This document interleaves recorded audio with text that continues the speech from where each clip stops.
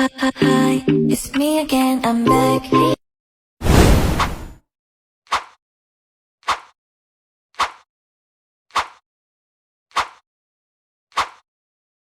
Datang sebuah berita tentang adanya pesta. Pangeran mencari permaisurinya.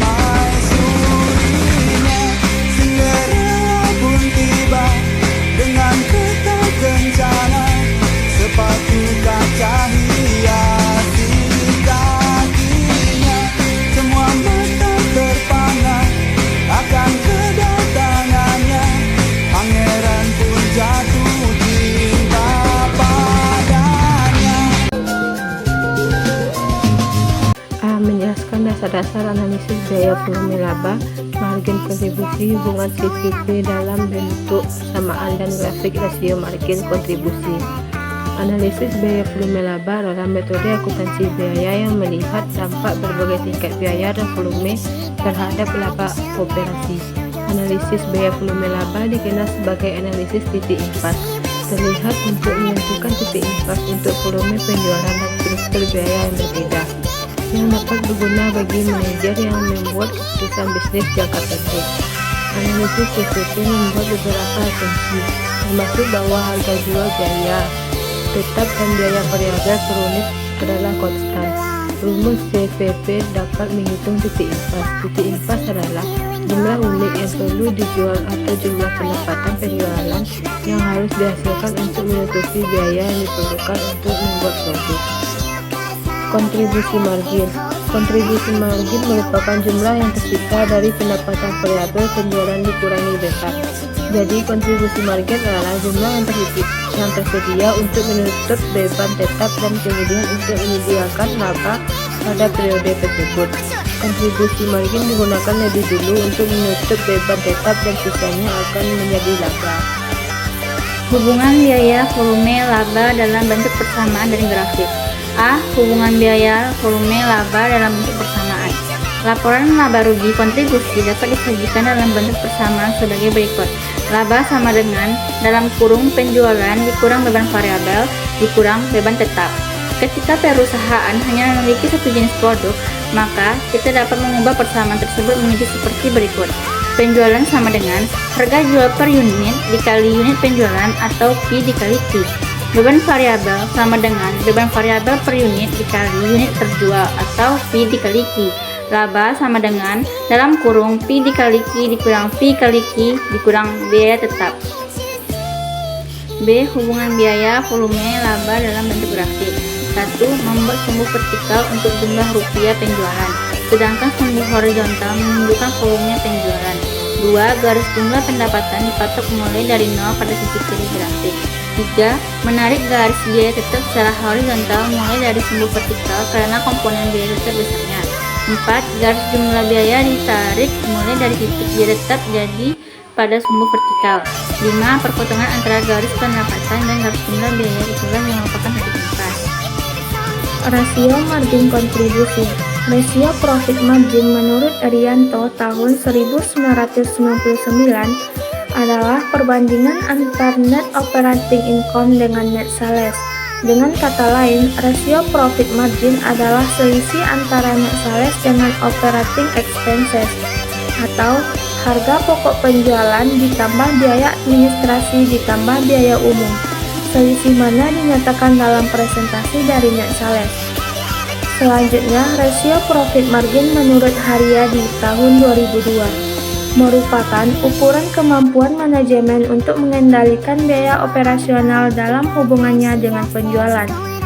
Yang selanjutnya, Shimamura tahun 1999 mengemukakan bahwa margin kontribusi adalah perbedaan antara harga jual beli per unit dan biaya variabel per unit.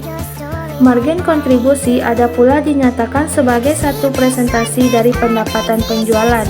Rasio margin kontribusi adalah presentasi margin kontribusi dibandingkan jumlah penjualan. B. Analisis target laba, analisis titik impas dan batas keamanan.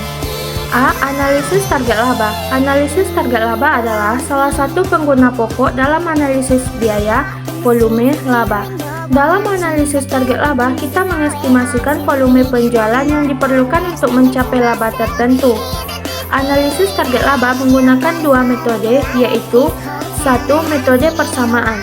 Kita dapat menggunakan metode persamaan laba dasar guna mengetahui volume penjualan yang dibutuhkan untuk memperoleh target laba. Rumusnya yaitu laba sama dengan margin kontribusi per unit dikali Q dikurang beban tetap. Yang kedua, metode rumusan merupakan versi pintas dari metode persamaan. Rumusannya yaitu unit penjualan untuk mencapai target laba sama dengan target laba ditambah beban tetap atau margin kontribusi per unit. B. Analisis titik impas. Titik impas adalah titik di mana total pendapatan sama dengan total biaya, titik di mana laba sama dengan 0. Untuk pendapatan sama dengan total biaya, kita fokus pada laba operasi. Kita dapat menggunakan metode persamaan ataupun metode rumus dalam menghitung titik impas. Tetapi untuk singkatnya, kita hanya akan menggunakan metode rumus. Metode persamaan akan memberikan hasil yang sama dengan metode rumus dalam analisis target laba. Perbedaannya adalah bahwa target laba adalah 0 dalam analisis titik impas. C. Struktur biaya dan stabilitas laba serta level G operasi. Yang pertama, struktur biaya.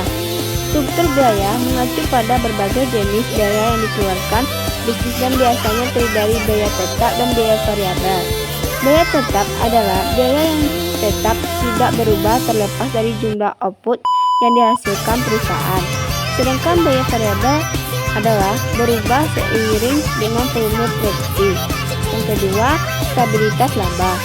Stabilitas laba merupakan kemampuan perusahaan untuk menghasilkan laba yang stabil dan terukur, terutama dalam kondisi ekonomi yang berubah-ubah. Stabilitas laba dapat dipengaruhi oleh tingkat pertumbuhan penjualan, karakteristik industri, dan tingkat stabilitas arus kas. Yang ketiga, level operasi. Level operasi merupakan kemampuan perusahaan untuk menghasilkan laba yang lebih besar dengan biaya tetap yang lebih rendah. Level operasi dapat ditentukan dengan rumus level operasi sama dengan total kontribusi dikurang laba operasi atau total biaya operasi. D. Menjelaskan komisi penjualan. Penyusunan komisi penjualan merupakan proses mengatur bagaimana perusahaan akan membayar tenaga penjual dan jumlah yang akan dibayarkan untuk setiap penjualan yang dilakukan. Untuk membuat struktur komisi penjualan, perusahaan harus menentukan sasaran penjualan, identifikasi tindakan yang dapat menghasilkan komisi, menetapkan tarif komisi, dan menetapkan frekuensi dan ambang batas pembayaran.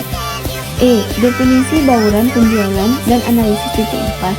Bauran penjualan adalah suatu asumsi yang diharapkan pada bauran penjualan tertentu di mana hasilnya akan berubah jika bauran penjualan berubah.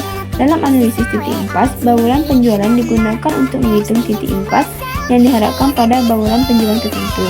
Titik impas adalah tingkat penjualan di mana laba adalah 0 dan pada saat titik impas tercapai, laba bersih akan bertambah sesuai dengan kontribusi margin per unit.